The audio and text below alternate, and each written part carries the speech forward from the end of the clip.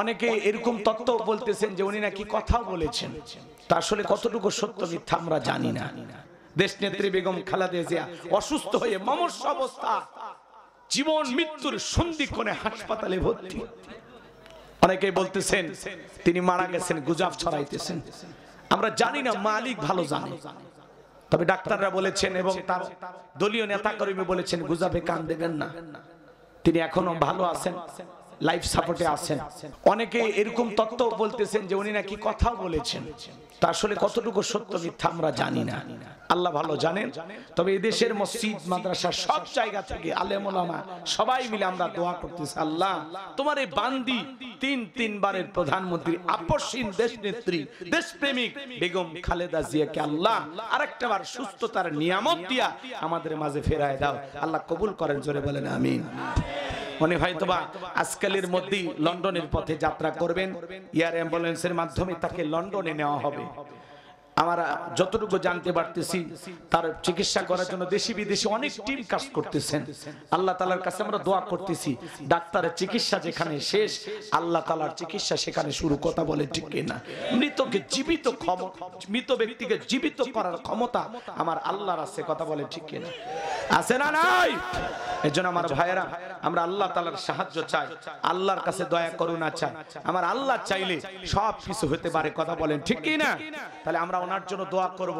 ওনার পুত্রবধূ জুবাইদা রহমান এসেছেন, তিনি আজকেও তাকে হাসপাতালে দেখতে গেছেন। আলহামদুলিল্লাহ, সারা দেশের মানুষ তাদের জন্য দোয়া করতেছে যে আল্লাহ আরেকটা বার। দেখেন, একজন দোয়া পায়, একজনের জন্য মানুষ কেঁদে দোয়া করে, হাজার হাজার নেতা কর্মী তার দোয়া করতেছেন। এদেশের মসজিদ মাদ্রাসা থেকে তার জন্য দোয়া হচ্ছে। তিনি ছিলেন আলেমদেরকে মহব্বত করতেন। শাপলা চত্বরে যেদিন আলেমদেরকে নির্বিচারে হত্যা করা হলো, আলেমদের উপরে ভয়াবহ বিপদ নেমে আসলো, সেই দিন তিনি বলেছেন আমার দলের নেতা কর্মীদেরকে বলবো শাপলা চত্বরে যাও, আলেমদের পাশে দাঁড়াও। কথা বলেন না কেন? আল্লামা সাইদি হুজুরকে মাঝে মাঝে বলতেন, আল্লামা সাইদি আপনি টেনশন করবেন না, আমি শহীদ প্রেসিডেন্ট জিয়াউর রহমানের স্ত্রী, আমি যতদিন বাংলাদেশের ক্ষমতায় থাকব এদেশে ইসলামের বিরুদ্ধে, কোরআন সুন্নাহর বিরুদ্ধে কোনো আইন পাস করা হবে না। আল্লাহু আকবার বলেন। তিনি আল্লামা সাইদি হুজুরকে অনেক শ্রদ্ধা করতেন, ভালোবাসতেন। ওনার অনেক কাছের লোকেরা বলেছেন ম্যাডাম নিয়মিত 5 ওয়াক্ত নামাজ আদায় করেন। আলহামদুলিল্লাহ। কথা বলেন না কেন? আপনি সেই মানুষটাকে এই বয়সে জেলখানায় ঢুকিয়েছেন, নির্যাতন করেছেন, জুলুম করেছেন, তার ক্যান্টনমেন্টের বাসা থেকে দূর করে তাড়িয়ে দিয়েছেন, চোখের পানি ঝরিয়েছেন। সেদিন তিনি কান্না করতে করতে বলেছেন কার কাছে বিচার চাইবো? বিচার আমার আল্লাহর কাছে দিলাম, একদিন আমার আল্লাহ বিচার করবে। আপনি করেছেন ম্যাডাম খালেদা জিয়াকে ঘর ছাড়া, আর আল্লাহ আপনাকে এমন পরিস্থিতিতে ফেলাইয়া করলো দেশ ছাড়া। এই জন্য জুলুম করতে নাই, ক্ষমতা পাইলে জুলুম করতে নাই। আপনি একজন নারী আর একজন নারী কেমনে পারলেন তারে জেলে ঢুকাইতে? কথা বলেন না কেন? আজকে দেখেন আল্লাহ সব দেখাইতেছে। কি বলেন? আল্লাহ দেখাইতেছে না? উনি আবার বলতেছে আমার বিরুদ্ধে ফাঁসি রায় হওয়ার কারণে দেশে ভূমিকম্প হচ্ছে। আস্তাগফিরুল্লাহ, নাউজুবিল্লাহ। হ্যাঁ, এই কথা কোন প্রধানমন্ত্রী বলতে পারে যে আমার কারণে ভূমিকম্প? তাহলে তো ভারতে হওয়ার সম্ভাবনা আছে নাকি? খান আল্লাহ আমাদের হেদায়েত দান করেন, জোরে বলেন আমিন। দেশনেত্রী বেগম খালেদা জিয়াকে আল্লাহ সুস্থ করে দেন, জোরে বলেন আমিন। আল্লাহ তাকে শেফায়ে কামেলা আজলা দান করেন, জোরে বলেন আমিন। অনেকে বলতেছেন তাকে কৃত্রিম অবস্থায় জীবিত রাখা হয়েছে, তার শরীরে লাইফ সাপোর্টের যে সমস্ত জিনিসগুলো লাগানো হয়েছে এগুলো যদি খুলে ফেলা হয় তাহলে তিনি নাকি শেষ হয়ে যাবেন। এইভাবে অনেক কথা ছড়ানো হচ্ছে। আল্লাহর কাছে দোয়া করি, আল্লাহ তুমি মৃতকে জীবিত করার ক্ষমতা রাখো, একটা বার এই দেশপ্রেমিক প্রধানমন্ত্রী বেগম খালেদা জিয়াকে আরেকটা বার সুস্থ করে দাও, জোরে বলেন আমিন। ভাই, অসুস্থ প্রধানমন্ত্রীর জন্য একটু দোয়া করলাম, আপনারা কি মন খারাপ করছেন? এই জন্য আমাদেরকে অনেকে বলে হুজুর নাকি বিএনপি করে, বিএনপির দালাল মনে করে, কিন্তু আসলে তা না। আমি বাংলাদেশের কোন রাজনৈতিক দল করি না ভাই। কথা বলেন না কেন? একজন এই দেশের জন্য ভালো কিছু করেছেন, তার জন্য আমরা দোয়া করব। কথা বলেন ঠিক কিনা? এই জন্য কি দল করা লাগে? হ্যাঁ, একজন অসুস্থ প্রধানমন্ত্রীর জন্য দোয়া করতে কি দল করা লাগে? ভুল ভাল বোঝেন কেন? আমরা কি করি আপনারা বোঝেন না? আমরা এই দেশে কোরআন সুন্নাহ চাই। কি বলেন? আমরা কোরআনের পক্ষে, ইসলামের পক্ষে। কথা বলেন ঠিক কিনা? আমরা মানবতার পক্ষে কথা বলে ঠিক কিনা? যে প্রধানমন্ত্রী দেশে ইসলামের জন্য আলেমদের জন্য অনেক ভালো কাজ করেছেন, যিনি দেশপ্রেমিক, এখনো দেশ ছেড়ে যাননি, এখনো দেশেই পড়ে আছে, তো তার জন্য দোয়া করবেন না আপনি? বলেন দোয়া করবেন না? এটা তার হক। এদেশের মানুষ দোয়া করতেছে, বহু জায়গায় তার সুস্থতা কামনায় দোয়া মাহফিল হচ্ছে, কথা বলে ঠিক কিনা? এটা কয়জন পায়? এটা পাওয়া একটা ভাগ্যের বিষয়। এই জন্য কবির ভাষায় এমন জীবন করিও গঠন, মরিলে হাসিবে তুমি কাঁদিবে ভুবন। আজকে তার জন্য দেশের মানুষ দোয়া করে, চোখের পানি ছেড়ে দেখালে। গত জুমায় প্রত্যেকটা মসজিদে তার জন্য দোয়া হয়েছে। আলহামদুলিল্লাহ, আল্লাহর কাছে দোয়া করি, আল্লাহ তোমার বান্দিকে সুস্থ করে দাও। জোরে বলেন আমিন, আর একটু চিল্লা বলেন আমিন। লন্ডনে যাবেন, তার সন্তান আছে সেখানে, হয়তো জনাব তারেক রহমান দেশে আসার অনেক চেষ্টা করতেছেন, কিন্তু কোনো কারণে হোক আসতে পারতেছেন না। বিভিন্ন দিক দিয়ে তাকে বাধাগ্রস্ত করা হচ্ছে। লন্ডনে নেওয়ার পরে হয়তো মায়ের এই শেষ মুহূর্তে ছেলে হয়তো পাশে দাঁড়াতে পারবে। মা অসুস্থ, একটা ছেলের অন্তরে কি হয় সেই সন্তানটাই জানে, এটা ভাষায় প্রকাশ করার মতো না, কথা বলেন ঠিক কিনা? আমার ভাইয়েরা, আল্লাহর কাছে দোয়া করি, আল্লাহ এদেশের তিনবারের প্রধানমন্ত্রী বেগম খালেদা জিয়াকে আল্লাহ তুমি সুস্থ করে দাও। জোরে বলেন আমিন। কি কথা বলতে চাচ্ছিলাম বাজান মনে হয় ভুলে গেছেন। মনে রাখবেন, যারা মুমিন বান্দার 2 নাম্বার গুণাবলী, মুমিন বান্দা অনার্থক কাজ করবে না। মুমিনের টাকা হলে মুমিন মসজিদ বানাবে, মাদ্রাসা বানাবে, কবরস্থান বানাবে, ঈদগাহ মাঠ বানাবে, ভালো ভালো কাজের টাকা ব্যয় করবে, রাস্তার মধ্যে ফলের গাছ লাগায় দিবে, পুকুরের ঘাট বানায় দিবে, কথা বলে ঠিক কিনা? এই যুবক মুমিন বান্দা তাহলে জবান দিয়ে সে কথা বলবে যে কথা বললে সব হয়, সমাজে সেই কাজ চালু করবে যেই কাজ চালু করলে সব হয়। কান দিয়া অনার্থক জিনিস শ্রবণ করা যাবে না। যুবক রে, এই কানকে আল্লাহ দিয়েছে গান শোনার জন্য, কানের ভিতরে ইয়ারফোন লাগায় গান শুনতেছো, রূপবানে আছে কমর দোলাইয়া, আল্লাহর ফেরেশতারা কবরে নিয়ে পিটাবে ঝোলাইয়া ঝোলাইয়া, কথা বলেন। এ যুবক, আল্লাহ গান শোনার জন্য দেয় নাই রে যুবক। কানের ভিতরে ইয়ারফোন লাগাইয়া গান শুনতে শুনতে ঘুমাইলা, এই ঘুমটা যদি আর না ভাঙে আল্লাহর কাছে কি জবাব দিবা? কোন অবস্থায় মৃত্যু হয়ে গেল। এইজন্য যুবক, কানের ভিতর ইয়ারফোন লাগায়া গান শোনা যাবে না। হক্কানি উলামা ইকরামদের বয়ান শুনতে হবে, ইসলামী সঙ্গীত শুনতে হবে, কোরআন তেলাওয়াত শ্রবণ করতে হবে, ভালো ভালো কথা কান দিয়া শোনা লাগবে। তাহলে 2 নাম্বার গুণাবলী কথা কি ক্লিয়ার হয়ে গেছেন? জবান দিয়ে সে কথা বলবো যে কথা বললে সব হয়, সমাজে সেই কাজ চালু করব যেটা করলে সব হয়, কান দিয়ে সেই জিনিসগুলো শ্রবণ করব যেটা শুনলে সব হয়। এক কথায় সব আছে যেখানে, বলেন বলেন, সব আছে যেখানে আর গুনাহ আছে যেখানে আমরা নাই সেখানে। আল্লাহ আমাদের গুনাহমুক্ত জীবন দান করেন। জোরে বলেন আমিন, আর একটু জোরে বলেন আমিন। আল্লাহ আমাদের সবাইকে গুনাহ থেকে বেঁচে থাকার তৌফিক দান করেন। সহজ সরল কথা হলো, মন্দ কথা বলবো না, মন্দ কাজ করব না, মন্দটা শুনবো না। ক্লিয়ার? এইবার মুমিন বান্দার, যুবক রেডি থাকো, এই যে 3 এসে গেছে এর পরিচয়। মুমিন বান্দার এইবার 3 নাম্বার গুণাবলী আল্লাহ রাব্বুল আলামিন বলেন, ওয়াল্লাযীনা হুম লিয-যাকাতি ফাঈলুন। মুমিন বান্দার 3 নাম্বার গুণাবলী, আল্লাহ যদি মুমিন বান্দাকে নেশাব পরিমাণে সম্পদের মালিক বানায় দেয়, মুমিন বান্দার সক্রিয়ভাবে হিসাব করে করে বছরে একবার যাকাত দেবে। কার ভয়ে? নামাজ আদায় করা যেমনি ফরজ, যাকাত দেওয়া তেমনি ফরজ। কথা বলে না কেন? যাকাত আসছে দারিদ্রতা বিমোচন করার জন্য, অভাব মুক্ত সমাজ রাষ্ট্র দেশ গড়ার জন্য। যাকাত আসছে রাস্তার এপারে 10 তলা এপারে গাছতলা তার ব্যবধানকে দূর করার জন্য। যাকাত আসছে গরিব দুঃখী মানুষের মুখে হাসি ফোটায়া তাদের অধিকার প্রতিষ্ঠিত করার জন্য। বলেন আল্লাহু আকবার। এদেশের অর্থনীতি যাকাত ভিত্তিক না সুদ ভিত্তিক? জোরে বলা লাগবে। সুদ ভিত্তিক অর্থনীতি হালাল না হারাম? এই হারাম অর্থনীতিতে কঠিন কালে বাংলাদেশকে দারিদ্র মুক্ত করা যাবে না। বাংলাদেশকে যদি দারিদ্র মুক্ত করতে চান, যাকাত ভিত্তিক অর্থনীতি চালু করা লাগবে। একটা যাকাত মন্ত্রণালয় চালু করতে হবে, আর এই মন্ত্রণালয়ের দায়িত্ব দেশের বিজ্ঞ ইসলামিক স্কলার দ্বীনের দায়ী আলেমদের কাঁধে দেওয়া লাগবে। আল্লাহু আকবার। ওই গুমসুর ডালসুর বিকাশের টাকা স্যার ওদেরকে দেওয়া যাবে না। যাত্রার পিছনে আপনি স্লোগান দেন, বল্টু ভাইয়ের চরিত্র ফুলের মতো পবিত্র, নামাজ পড়ে ভক্ত, গাঁজা খায় 5 ওয়াক্ত, গুমসুরিতে পাকা ভক্ত, শয়তানের 1 নাম্বার ভক্ত, হুজুর খুবই শক্ত, চুষে খাই গরিবের রক্ত। ওই দুর্নীতিবাজদেরকে দায়িত্ব দিলে সব টাকা বিদেশে পাচার করবে। কথা বলে আলেমদের কাছে দায়িত্ব দেওয়া লাগবে। আলেমেরা কি করবে? সমস্ত ধনীদের তালিকা করবে। এদেশের অধিকাংশ ধনী হিসাব করে যাকাত দেয় না। ধনী মানুষ যাকাতের আসছে 1 কোটি টাকা, কোনো মতে 5-10 লাখ টাকা যাকাত দিয়ে নিজের 90 লাখ নিজেই মেরে খায়। ইনি ধনী মানুষ, যাকাতের সে 10 লাখ টাকা, কোনো মতে 2-3 লাখ টাকা দিয়া নিজের 6 লাখ নিজেই মেরে খায়। আর এদেশের অধিকাংশ ধনী পাইছে যাকাত মানে শাড়ি লুঙ্গি, এমন লুঙ্গি কিনে দেয় 200 টাকা দাম লেটন লুঙ্গি, পরে থাকলে ওর জান্নাত জাহান্নাম সব দেখা যায়। এ কথা কন নাকি আপনারা? এমন এক শাড়ি দেয় 300 টাকা দাম, ধুয়ে দিলে শাড়ি না মশারি খুঁজে পাওয়া যায় না। এই ধনী, এই শাড়ি তোর বউরে পরা, কথা কন ঠিক কিনা? যাকাত মানে শাড়ি লুঙ্গি না। হযরত ওমর ফারুক ডেকে বলেন, যাকাতের অর্থ এমন ভাবে দাও যাতে ওই ব্যক্তি যাকাতের জন্য আর কারো দুয়ারে হাত না পাতে। এই ছেলেটা বেকার বসে আছে, ওরে যাকাতের 1-1.5 লাখ টাকা দিয়ে সৈয়দপুর বাজারে একটা দোকান ধরায় দেন, 5-7 বছর ব্যবসা বাণিজ্য করিয়া ওই ছেলে নিজেও ভবিষ্যতে যাকাত দেবে। এই ছেলে বেকার বসে আছে, ওরে একটা অটো ভ্যান কিনে দেন, 1-1.5 লাখ টাকা দিয়ে অটো ভ্যান কিনে দেন। আল্লাহ চাইলে দৈনিক 500-700 টাকা, 1000 টাকা ইনকাম করবে, তার সংসারে সচ্ছলতা ফিরে আসবে, ছেলেটার বেকার থাকবে না।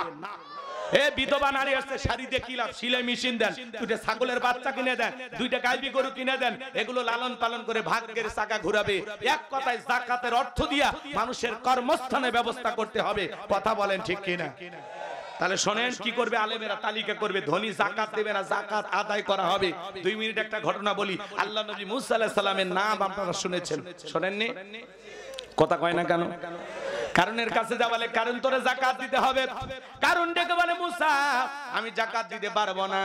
আল্লাহর পয়গাম্বর ডেকে বলে, যাকাত না দিলে যাকাত আদায় করা হবে। আল্লাহু আকবার বলে।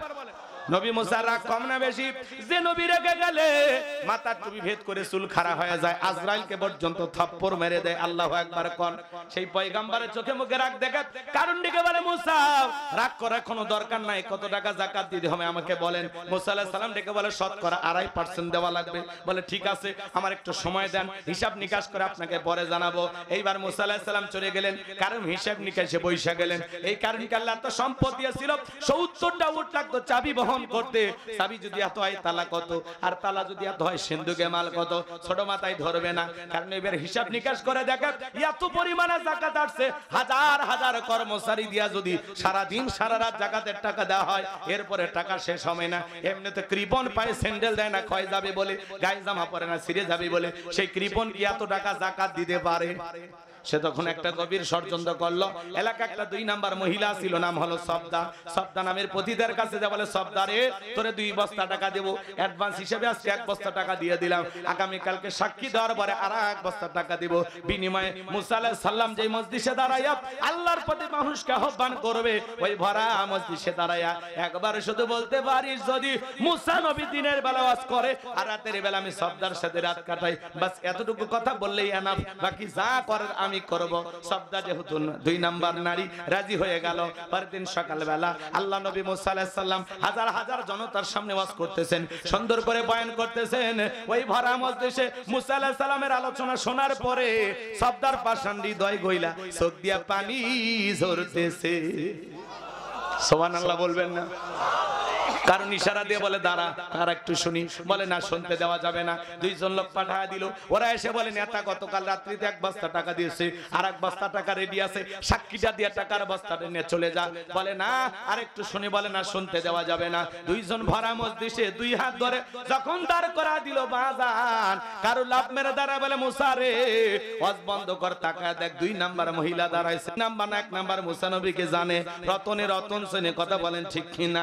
এইবার কারণ ডেকে বলে, সবদা তোমার যা বলার তুমি বলো, আমি তোমার সাথে আছি। এইবার সবদা ডেকে বলে, কারণ তুমি বৈশা পড়ো, আমি যেহেতু দাঁড়িয়েছি বলার জন্য আমাকে বলতে দাও। কারণ এইবার বসে গেল। সবদা এবার বলতেছে, জনগণ শোনো দিয়া মন, আমি জীবনে কোনোদিন মুসা নবীকে দেখি নাই। আজকে মুসা নবীকে দেখার পরে, তার আলোচনা শোনার পরে আমার পাষাণ হৃদয় গইলা গেছে। আমি সিদ্ধান্ত নিয়েছি আর অশ্লীল কাজ করব না, খারাপ কাজ করব না। আমি তওবা করে ঈমান আনতে চাই। আল্লাহু আকবার। আলেমদের ওয়াজ শুনে বেনামাজি নামাজি হয়ে যায়, সুদখোর ঘুষখোর ভালো হয়ে যায়, দাড়ি কাটা যুবকটা দাড়ি রাখে, বেপরদায় চলা মা বোনেরা পর্দা করে, স্টার জলসা জি বাংলা দেখা বন্ধ করে। এ কথা ঠিক আছে? রাগ করতেছেন নাকি বাজান? মন খারাপ করবেন না, আমি যে কথা বলতে চাচ্ছিলাম এইবার সবটা বলতেছো। কারণ কেন লাফালাফি করতেছে আপনারা কি জানেন? গতকাল রাত্রিতে কারণ আমার বাড়িতে গিয়েছিল, আমারে 2 বস্তা টাকা দিবে বলে ওয়াদা করেছে, অ্যাডভান্স হিসেবে আমাকে 1 বস্তা টাকা দিয়ে আসছে।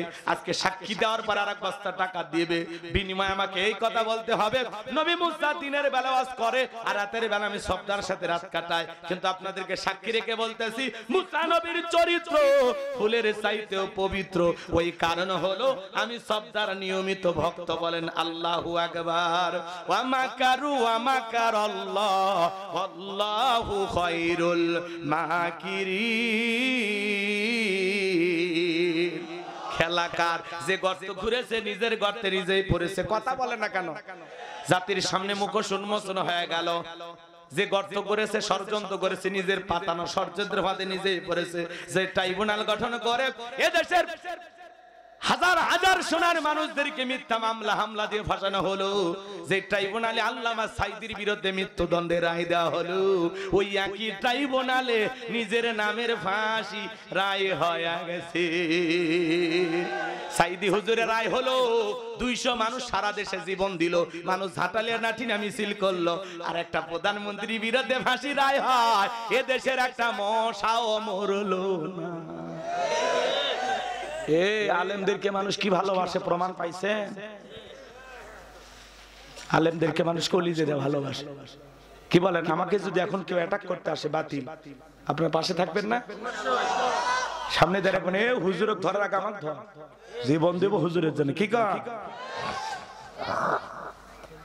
এই ভালোবাসা শুধু কোরআনের জন্য। কার জন্য? আল্লামা সাইদি হুজুরকে যারা ভালোবাসতো কিসের জন্য? এ জোরে বলেন কিসের জন্য? তাহলে একজন কোরআনের মুফাসসির আল্লামা সাইদি হুজুর সাধারণ একজন এমপি ছিলেন, তার জন্য মানুষ জীবন দেয়। আপনি প্রধানমন্ত্রী, কই কেউ তো আন্দোলন করে না। আপনার ফাঁসির রায় শুনে মানুষ মিষ্টি খায়। হ্যাঁ, 2-1টা নেতা কর্মী যদিও বাইরে হয়েছে, সেগুলো পিটিয়ে সোজা করছে। কথা কোন ঠিক কিনা? আমার ভাইরা মন খারাপ করবেন না বাজান। এই পৃথিবীর জমিনে শুনে যান, যারাই ষড়যন্ত্র করবে নিজের ষড়যন্ত্রের জালে নিজেই একদিন ফাঁসবে। কথা কি বুঝতে পারছেন? ওদের কথায় আছে বাজান, কাক মারার জন্য ষড়যন্ত্র করো, বলা যায় না কার দিকে ছুঁড়ে মারবা, ওটা উল্টো আবার তোমার ঘাড়ে পড়ে তুমি মারা যেতে পারো। এজন্য কারো বিরুদ্ধে ষড়যন্ত্র করা যাবে না। এইবার বাজান মুসা নবী রাগান্বিত হয়ে বলে, আল্লাহ চাইতে গেছিলাম যাকাত, আর আমার বিরুদ্ধে এত বড় অপবাদ মেনে নেওয়া যায় না। আল্লাহ কারণের ধন সম্পদ সহ জমিন যেন তারা গ্রাস করে ফেলে, আল্লাহ দোয়া মঞ্জুর করলেন। কারণের ধন সম্পদ সহ হাঁটু পর্যন্ত জমিনের ভিতরে চলে যাইতেছে। কারণ মনে করে ব্যাপার না উঠতে পারবো, মাজা পর্যন্ত চলে গেছে, মনে করছে ব্যাপার না উঠতে পারবো, দেহে শক্তি আছে।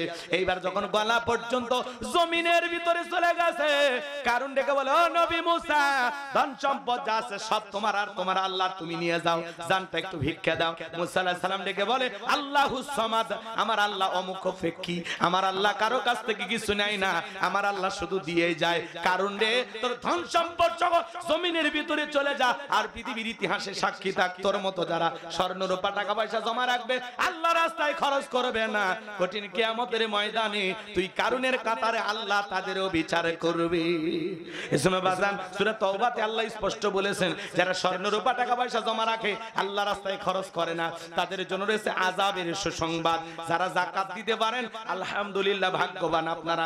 যাকাত দাতাদের তালিকায় আল্লাহ যে আপনাকে কবুল করছে, হাতটা আল্লাহ এই জায়গায় রাখছে, আল্লাহ চাইলে এই জায়গায় রাখতে পারতো। কথা বলেন, আপনি যে একজন যাকাত দাতা, এটা শুকরিয়ার বিষয়। আলহামদুলিল্লাহ, আল্লাহ যে আমাকেও যাকাত দেওয়ার একটু সুযোগ দিয়েছে, আমাকেও যে আল্লাহ যাকাত দেওয়ার মতো একটু অর্থ দান করছে, আলহামদুলিল্লাহ। যাকাত দিলে ধনীর সম্পদ কমে না বাড়ে, ধনীর সম্পদ কমে না বাড়ে। তাহলে প্রত্যেক বছর ধনীকে হিসাব করে যাকাত দিতে হবে। নিসাব পরিমাণের সম্পদ যারা আছে, পাই টু পাই হিসাব করে যাকাত দেবেন ইনশাআল্লাহ। কারা কারা যাকাত দিবেন আল্লাহ দেওয়ার তৌফিক দান করুন, জোরে বলেন আমিন। এইবার 4 নাম্বার গুণাবলী, ওয়াল্লাযীনা হুম লিফুরুজিহিম হাফিজুন।